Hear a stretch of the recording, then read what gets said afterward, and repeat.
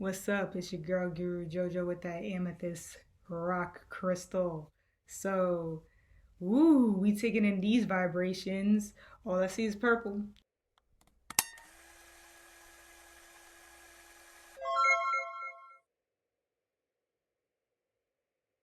So, anyways, with that being said, I want to speak about channeling and the different channel portals that we tend to channel from.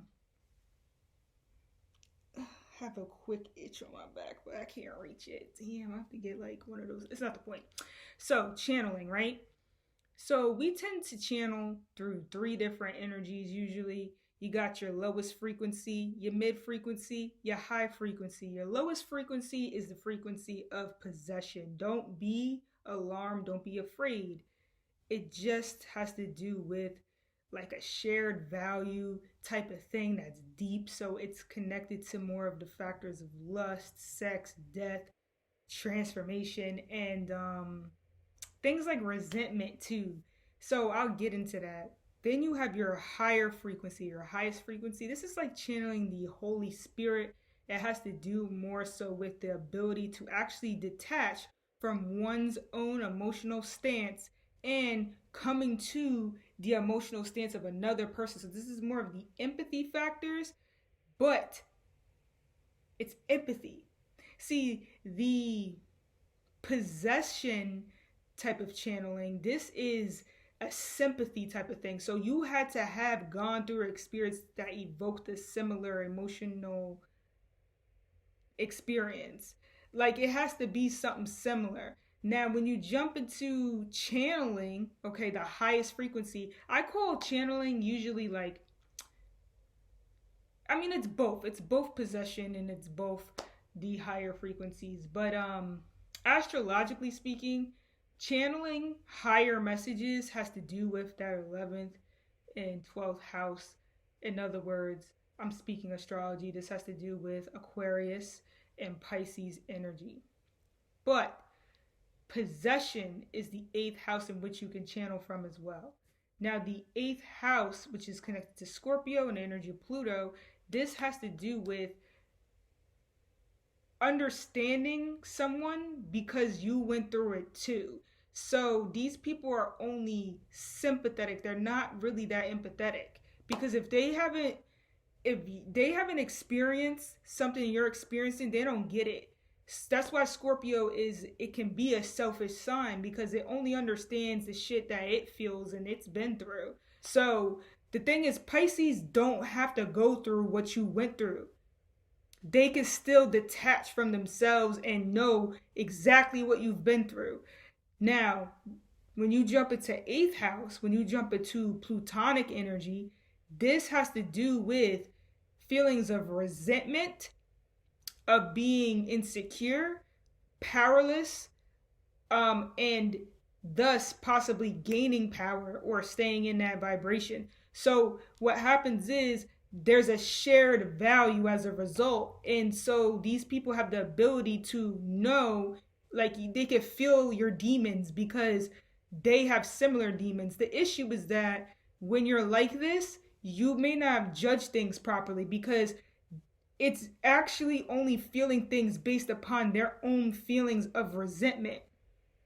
And that's the reason why you can channel messages from the 8th house, from the energy of Scorpio, because they did not Aries it. They did not like push it out externally. So you just feel it. You're like, oh, like this is the energy you look for every little thing that appears to be of a lustful nature, of a resentful nature, of a grudge like nature. Like that's what they thrive off of, and they can channel those messages. Then you have the people that can drift between the energies. This would be your mid frequency, right? Living in a dream world, drifting in between world, hidden under sea world, transmutation into steam world. So that drifting in between worlds, that's your mid frequency. That has to do with basically the ability to be able to channel the lower frequencies, the possessive natures of people, as well as the higher frequencies. The thing is that when you could channel people's lower frequencies, you tend to kind of, that's why it's like a possession.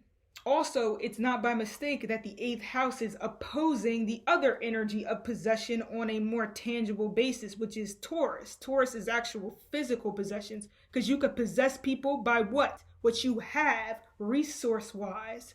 But the eighth house, you could possess people by you don't have shit. You don't have shit but the ability to channel people on a lower octave. Do you get it? You get what I'm saying? Like, it's that's all it is. Then you have the 11th house, which can channel energies. Well, you can say 11th, 12th, but it's actually more of a 11th house thing. The 12th house is more so the imaginative ability. The 11th house can actually like they can channel the message more vocally. The 12th house could make somebody actually start to act out the parts, but not in a Leo way. It's different because it's actually happening from picking up on energy, from picking up on spiritual energy, if that makes sense. I'm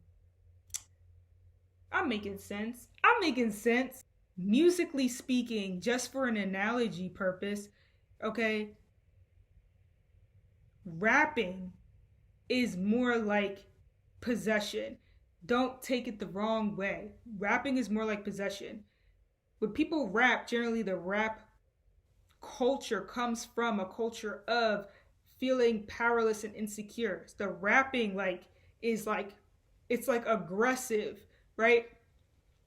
Singing is more spiritual. It's like more of catching a Holy Spirit. And then there's people that can drift between the two frequencies. And that means they can basically pick up on the lower frequencies and actually like they can almost like cleanse it. It's like it goes through like a cleansing screen or something like that. And then that's why it's like a transmutation process. So I hope this video was helpful. I hope my analogy was helpful. Thank you for watching. Blessings, light, and love to everyone.